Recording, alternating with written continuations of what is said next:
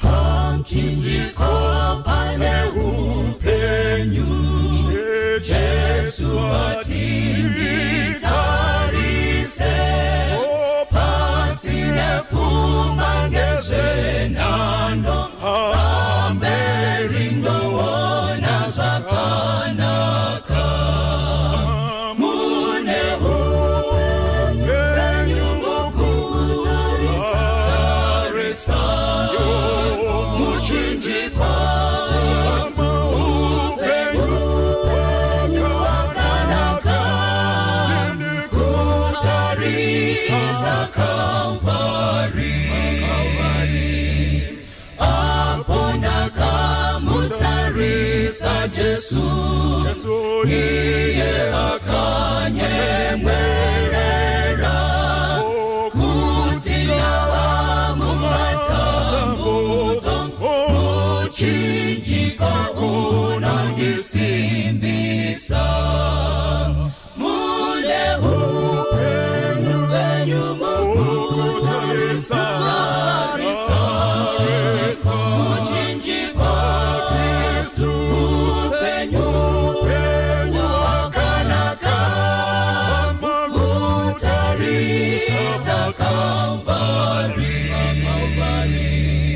Ndinozotarisa mchinjiko, ndosimbira muchinjiko, hakuna anozoputsika, panosimbira simba redenga. Mune upenyu mukutarisa, tarisa muchinjiko, upenyu hwakanaka, kutarisa Kalvari. Mune upenyu mukutarisa, muchinjiko, upenyu hwakanaka, kutarisa Kalvari. Upenyu hwakanaka, kutarisa Kalvari. Upenyu hwakanaka, kutarisa Kalvari.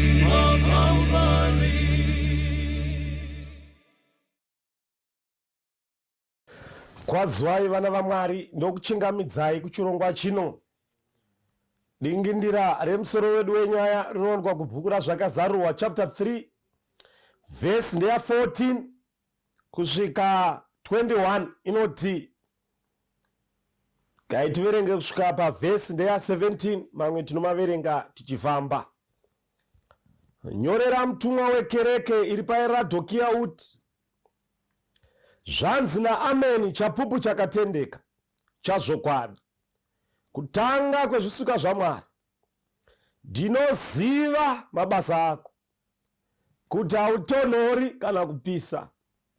Dai uchitonhora kana kupisa, zvino zvaunodziya usingatonhori kana kupisa, ndichakusvisvina mumuromo mangu. Nokuti unoti ndakafuma, ndakafumiswa, handishayiwi chinhu, usingazivi kuti ndiwe une urombo nenhamo, uri murombo nebofu, usine chokufuka. Ndinokupa zano kuti utenge kwandiri ndarama yakaidzwa mumoto, kuti uve nepfuma nenguo chena, kuti uzvifukidze nyadzi dzokusafuka kwako dzirege kuonekwa, nechizoro chameso, kuti uzore meso ako avone. Vose vandinoda ndinovaranga nokuvarova. Naizvozvo shingaira utendeuke. Tarira, ndimire pamukova, ndichigogodza. Kana munhu akanzwa inzwi rangu akazarura mwoyo, akazarura mukova, ndichapinda kwaari, ndicharayira naye naiye neni. Mwari aropafadze kuverengwa kweshoko rake. Ngatiwanei nguva yekunamata. Baba vedu vari kumusoro kudenga, tinokutendai nechikamu chino chekuraurwa kweshoko renyu. Betserewo kunzwisisa nekududziro. Tipewo kuziva musengwa weRodhokia kana Laodicea, musengwa wamakatiturira wekupedzeswa kwebasa. Tipewo kuona tive nechidikwa-dikwa, tive nemvamviti yekupedzeswa kwebasa. Komborerayo vakuru nevadiki, tione imi muchitekenya chitima ichi. Tanamata naJesu. Amen. John ari pachitsuwa chePatmos. Vamwe vanotenda vanoti John akakandwa mucauldron raibhoila mafuta. Kwakudikandwamo because of the testimonies of the word. Waichengeta fumo yezvokwadi, the armory of God's truth in his hand as a prophet. Kwakumukanda mucauldron. Zonzi John haana kufa, but vanotenda vanopa a position yekuti ndipo John paakatushuka maziso, but Mwari vanoti haafi, ari bofu kudaro. He has a message of 7 churches prophetically to the whole world. This is one of the messages of the 7 churches. Saka pane ma-churches 7 anopa ma-time periods. Periods achararama ma-generations evatendi. But sangano reLaodicea, reRodhokia, i-generation ichararama mazuva ekupedzesera. Jesu ari kutaura achiti pano, zvanzi naAmen, na iyo wekutanga newekupedzesera, the beginning and the end, the powerful Yahweh, the sovereign God. Ari kuti pano ndinoziva mabasa ako kuti hautonhori kana kupisa. Karangarira Revelation chapter 2 verse 1. Lord Jesu anofamba in the midst of the 7 churches. Anofamba is in control of the church history evatendi. Jesus supervises the movement. He is in control. That's why ndinoziva, he monitors the patients in the church. He knows kuti ndopa dozi repiritsi ripi, ndorapa chitema ichi nenzira ipi. He is in control of the universe, the Almighty King. Usatya, one who controls the movement, is not a mere man, but is God himself. Ndiyari kuti ndinoziva. Saka usatya, chikepe ichi chine muridzi is the head of the church. Saka toda kuziva pamusoro pesangano reLaodicea. Sangano iri, Mwari unozvidemba pamusoro pesangano, unozvidemba pamusoro pemovement. Anoti tongaiwo kavarume, I have deposited pavanhu ava, ndakavapa musengwa we3 angels message. This is the last movement, the prophetic movement that will live at the prophetic hour. Ichararama mazuva ekupedzesera, panguva dzecrisis. Boka iri ndakariturira nhuna dzangu dzekupedzeswa kwebasa.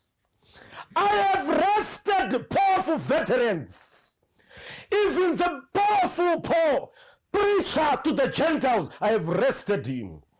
I have rested the champions of Reformation, Martin Luther, John Calvin, Ulrich Zwingli, John Huss, Jerome, the powerful speakers who could not go against their conscience. God rested them in the graves. Mara idzi Mwari wakadziturika 6 feet kwakusiya the powerful message. Vhangeri rengero zinatu kwakuritura kuLaodicea. Iyo Laodicea yacho ndio iri kunzi haitonhori kana kupisa. Ukatarira toni ye3 angels message inokutarira kuti message ye3 angels message inoparidzwa. Mushure yangoparidzwa, Revelation 14 verse 14. Jesu unoonekwa atogara pamusoro pegore wakutouya kuzokohwa nyika. Soon after this three angels message, vamwe vachazorodzwa vakaropafadzwa vakachene mabasa avo anovatevera, vamwe vachazorodzwa panguva inotevera. Jesu otevera nenguva isipi kuzomutsa vakafa mumaoko ake nevatsvene vanenge vademonstrate. So the three angels message is the precursor of the resurrection. Ndoita proof of the highway. Basa iri rakaturirwa to the prophetic movement. Laodicea inoreva people in judgment. This is the movement. Boka iri rinoziva kuti riri kurarama, rinoziva mabandiko ari mu3 angels message. Vanoziva kuti riri kurarama munguva yekuti the court is in session. Vanoziva kuti rutongo ruri kuitika. They are fully aware. Christ is cleansing the sanctuary. Ari kuita basa rekunatsa marecords erachene. Why dzichienda, mbudzi dzichienda, mabasa ari kunzverwa. This Laodicea knows. Laodicea knows. This is the call to the whole world. Tinofanira kubhururuka. The message needs speed and urgency. Vhangeri rinofanira kufamba chiringa zuva chakwata. Mukomana apedyo nekugarira gore. Jesu unofanira kuuya. This is the Laodicea. It knows much. Laodicea inoziva kuti ine inonzi everlasting gospel. Vakararama kare. Mari dzakararama in the dark ages. Vaive nezvipenga zvezvokwadi. But this generation Laodicea vane total truth. Vanorarama muchadzera chechokwadi chese. Vane restored full light. The remnant have the old, have the pure doctrine. Vane pfuma yezvokwadi.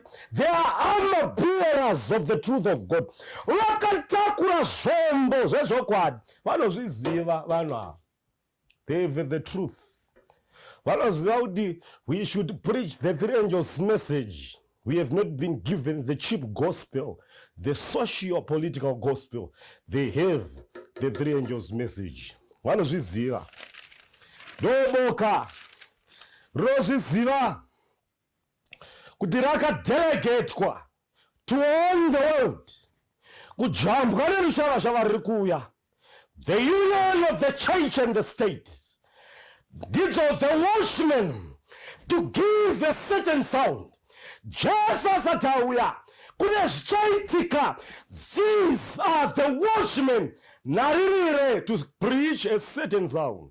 Saka zvese izvi zvakaturikwa parodhokia. Parodhokia yacho ndoiri kunzi haitonhori kana kupisa. Nai Mwari, munoturika sei zvombo zvakadai muvanhu vasingatonhori kana kupisa? Basa racho rinopera sei nai Mwari? But Mwari ngavatendwe. Nekuti ngavatendwe vanoti ndinoziva. If God knows, he knows how to give a diagnosis and prescription. Vanoziva kutsvaka chakakonzeresa. Vorapa. Iwe gara pamakumbo aJesu. Mwari ngavatendwe. Regai tiverenge umwe munyori anoti kudii. Ellen White anonyora Testimonies volume 9 page 19 anoti, in a special sense, God has called them and set them as watchmen and light bearers. To them has been entrusted the last warning for a perishing world.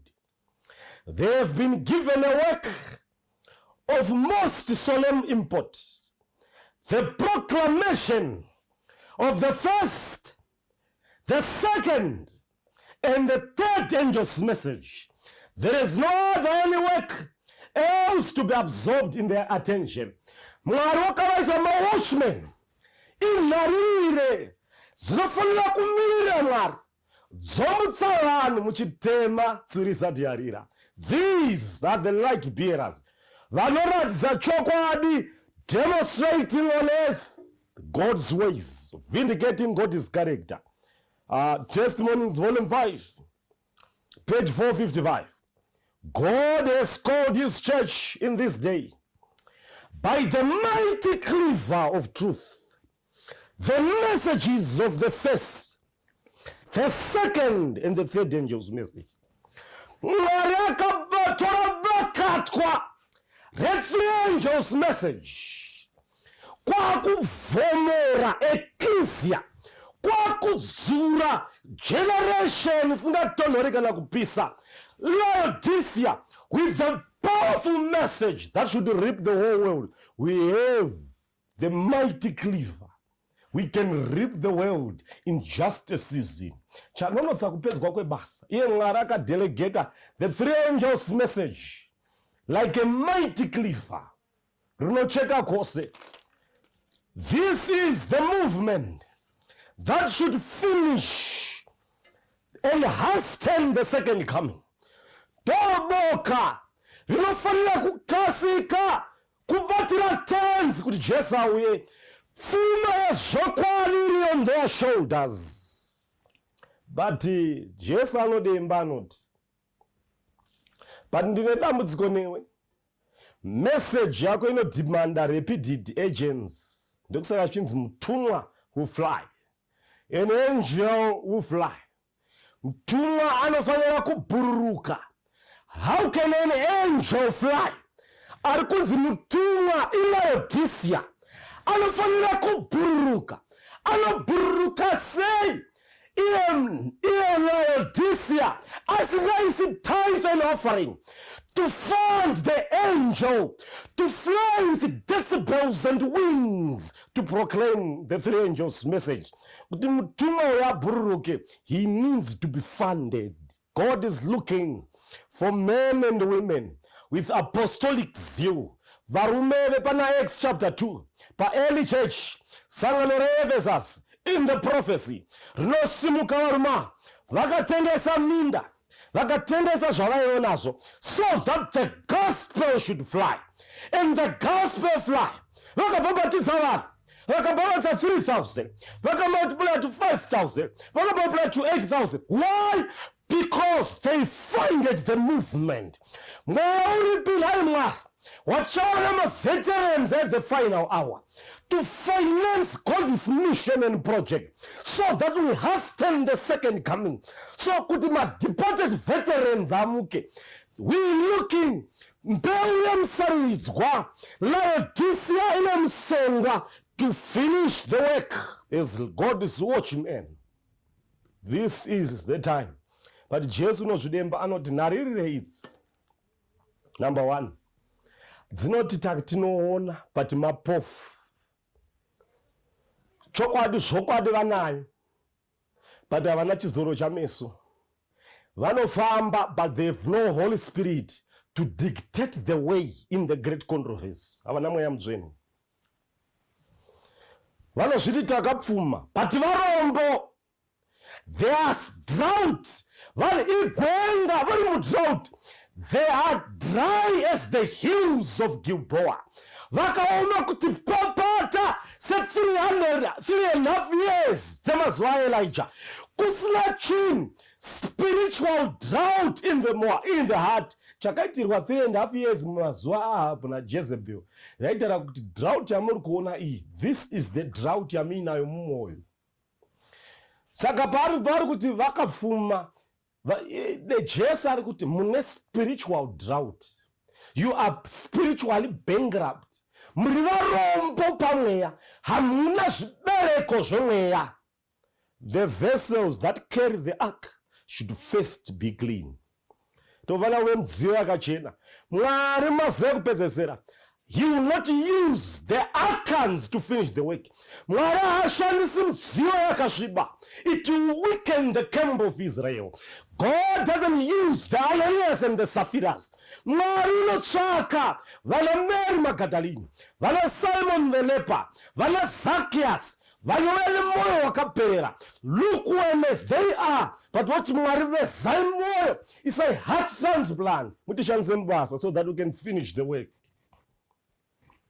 Munozvitutumadza muchiti munoona but muri mapofu. Munoti makapfeka but hamuna the character of righteousness. Saka Jesu obva number 4. Hamutonhori kana kupisa. chanonotsa kupedzwa kwebasa havatonhori kana kupisa. Men of divided attention. Nyika vanoida, chechi vanoida. Undecided like Lot. Lot anonzi ndagomo iri, anochema chema. Aiwa dai mandisa uku, dai mandisa pagomo rezuva. A man of indecisiveness. Akanga asingazivi chaanoda. Munorambirei kunokamira between two opinions. Tarirai kwatakabva chimuti chatakasirwa nePhiladelphia. Mare dzavarume dzakararama in the Millerite movement. Powerful men rested in the graves.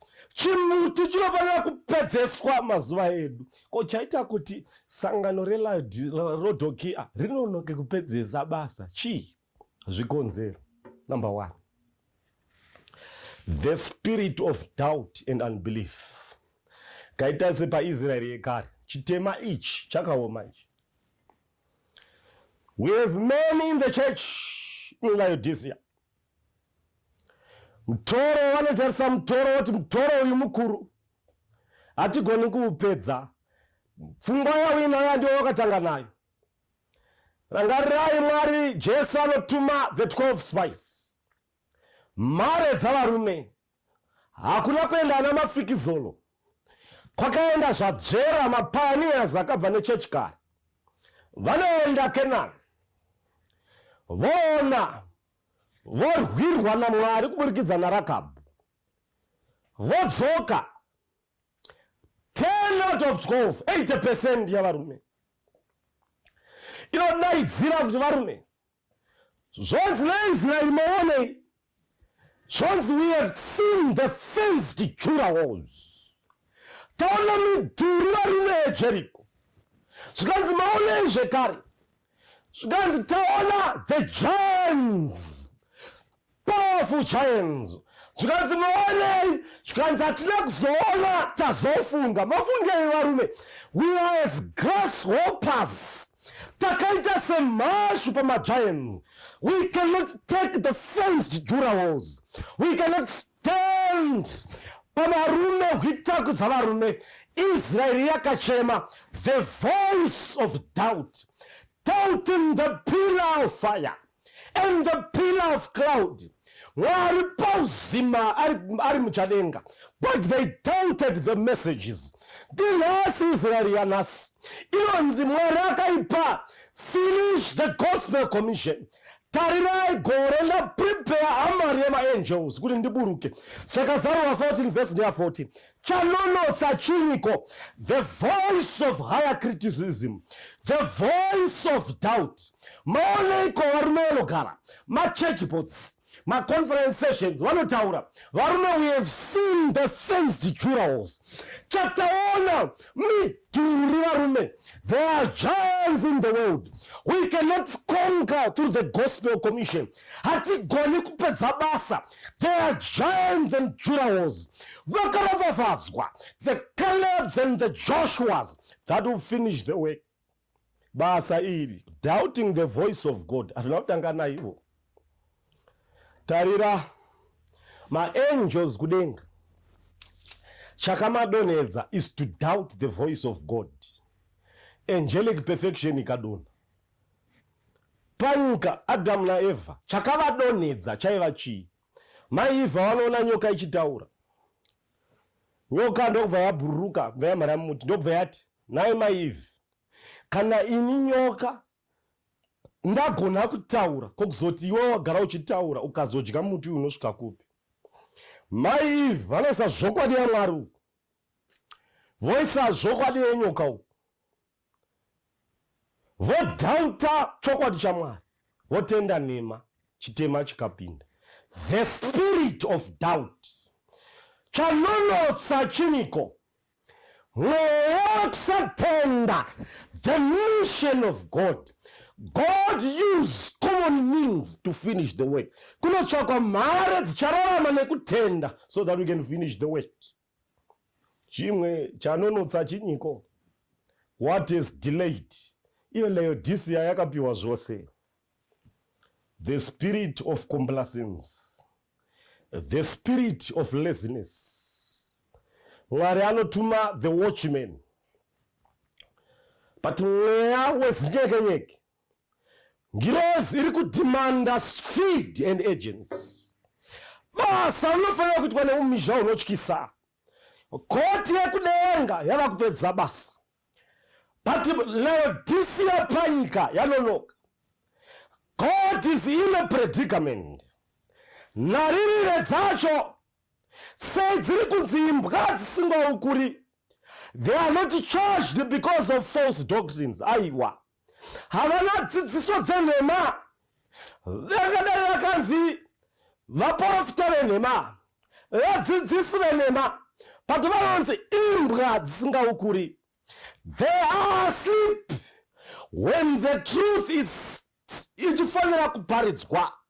Vanokotsira panguva yedaylight.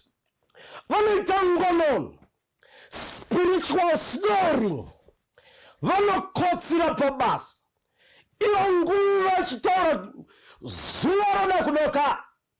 Proportion soon to close. Basa rinopedzeswa sei? The spirit of complacence. Mwari atibetsere. The Balaam factor. Chii chimwe chakonzeresa kuti Jesu anonoka. Chinyiko. Balaam factor ndei. Balaam wakarwa nezvokwadi yaMwari. Dongi rambotaura munzira. Mwari vaita munana. Vamuratidza ine vision. But zvose zvaitwa nakarira pfuma. The love of man shook the landmarks of the prophet. He joined the ranks of an enemy. Not kudiniko nai vana vaMwari. Preaching failure to preach the three angels message. Kusaparidza vhangeri rechokwadi. Nas vhangeri rawana zhinji. The social gospel. The felt needs gospel. Rakaenda piko. That's why David akakombwa nevasoja. The three men, Joab, Abishai naItai. Vanozwa David achiti varume. Ndashuwa mvura pachitubu cheBethlehem. Zvoreko vana vaMwari. Kune vatsvene munoti vhangeri richiparidzwa. Social gospel roparidzwa. Vanoti varume, tashuwa mvura yepaJerusarema. Tashuwa the old gospel. Tashuwa the old temple of religion. Tashuwa netsekare dzakaendepi. Failure to preach the three angels message is high-handed act of treason. Kusaparidza vhangeri rechokwadi mweya wekupanduka. Failure to preach the three angels message, it's a betrayal of the sacred trust. Kusodza trust yatakadhipozitwa naMwari. Kuputsira vimbo pasi. Putsira vimbo muvhu. Mwari atibetsere. Chanonodza chinyi? Dilution of God's landmarks. The Trojan horse. Dai Mwari angamutsa mare dzake. But Jesu unoziva, unoti ndinokupa ndarama yakaidzwa nomoto. Ndinonoka pamukova. Mwari ngavatendwe. Uchaisa simba rinoshamisa. Mukati maLaodicea uchaisa power. He shall revive the dry bones. The lukewarm. Mpachawele revival. God will revive his church. Uchamusa mweya wekare. Psalms 137. Takarangarira tiri in exile. Tikaturika mbira nemutengeranwa. Tikati hatingaimbi tiri kuBhabhiloni. Hazviiti kuti tiruke dzimwe nzira. Tarangarira Zion. We have remembered Zion. Variko vari panyika. Vachanamata Mwari mweya nemuzvokwadi. God will raise an army. Here are they to finish the work. Laodicea will shake the gates of hell. Basa ropedziswa toende kumusha. This is the message. Mwari akadhipozita basa rake kuti vana vaMwari vapedze basa. The spirit of unbelief yakanonotsa Israel for 40 years kuti itore Canaan. Chatinonotsa kureceive later rain blessing in zvinyiko my issues of delay. Vakakomborerwa. Ezekiel chapter 9 verse 4. Vachazvinatsa nekuzvichenesa. Mwari uchaisa simba rake later rain ogosimbisa sangano rake. Ngatimire panzvimbo tsvaidzo. Tidye, tigute, tiwane simba. Let's feast on the Bible, on the spirit of prophecy and in prayer. Mwari uchatishandisa mukupedza basa nenguva pfupi inotevera. Ngatinamatei. Baba vedu vari mumusoro kudenga, tokutendai. Tipewo kuona muono weLaodicea. Tipewo nguvo yakachena, chizoro chameso. Mutipewo maziso okuona, tikwanise kupedza basa ino. Kana mwenyu mutsvene usipo, tigone kupedza basa. Simbisaiwo vatungamiriri vemasangano. Simbisaiwo nhengo. Tipewo kubatsirana. To work with full commitment and give everything at our disposal to finance the gospel commission. Tanamata na Jesu. Amen.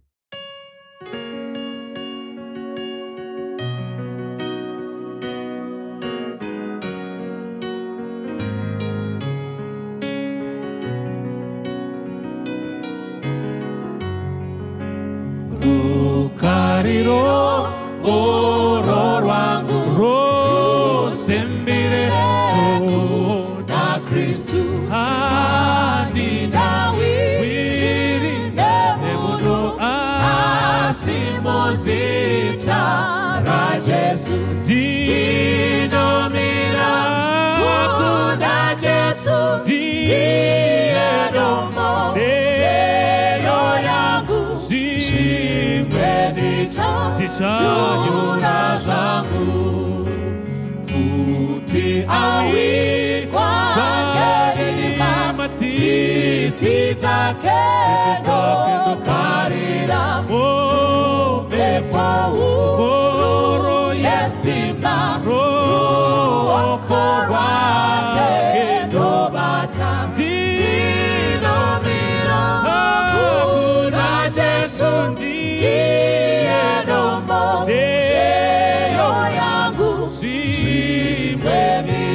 tichanyura zangu sifungo sikwinile kulaba abatebile nangamina ngitangele ujesu ngiza tebile ujesu Kristu itwala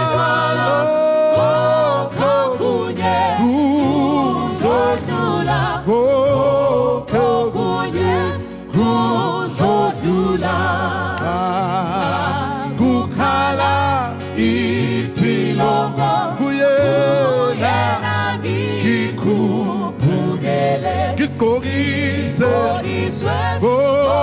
obungwele eskodeni yovela ujesu Kristu